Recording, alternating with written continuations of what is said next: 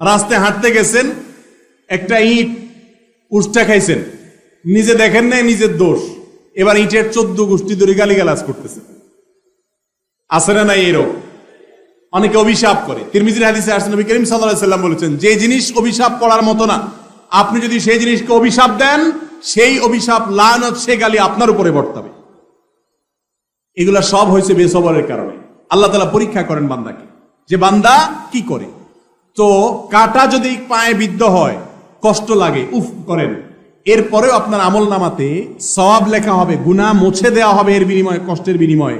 কিন্তু মনে রাখবেন, সবর করতে হবে। কাটাবিদ্ধ হওয়ার পরও যদি আলহামদুলিল্লাহ বলতে পারেন, বা মুখ খারাপ না করেন, সবর করেন যে আলহামদুলিল্লাহ আল্লাহ যা আমার জন্য ফয়সালা করেছেন আমি মেনে নিয়েছি, তাহলে সঙ্গে সঙ্গে আপনার আমলনামায় কি হবে? সওয়াব লেখা হবে এবং গুনাহ মাফ হবে।